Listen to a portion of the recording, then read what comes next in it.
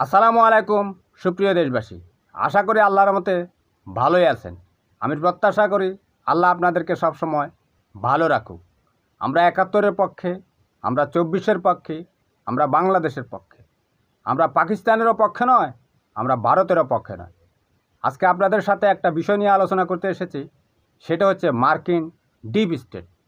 ভারতীয় গোয়েন্দা বাহিনীর রয়ের সদস্য চন্দন নন্দী আবার তার নর্থ ইস্ট পত্রিকায় একটি প্রতিবেদন ছাপিয়েছে। সেখানে তিনি মার্কিন ডিপ স্টেট নিয়ে এসেছে।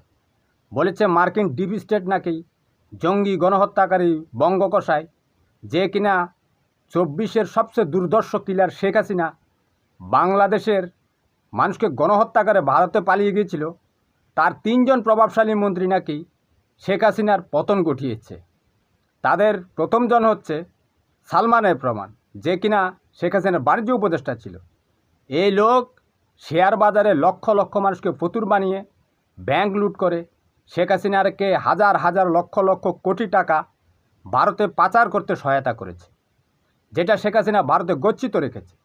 দ্বিতীয়জন হচ্ছে ব্যারিস্টার আনিসুল হক, যে কিনা আইনমন্ত্রী ছিল। এই লোক বিএনপি জামাতের কিছু নেতাকে পাকিস্তানের পক্ষ নেওয়ার কথা বলে যুদ্ধভারত মামলায় ফাঁসি দিয়ে তাদেরকে আইনি প্রক্রিয়ায় হত্যা করেছিল। তৃতীয়ত হচ্ছে শেখ হাসিনার ছেলে সজীব ওয়াজেদ জয়ের বন্ধু তথ্য প্রতিমন্ত্রী মোহাম্মদ আলী আরাফাত। এই মোহাম্মদ আলী আরাফাত বলেছিল, প্রতি সেকেন্ডে যদি একটা করে গুলি করা হয় তাহলেও নাকি 5 বছরে গুলি শেষ হবে না।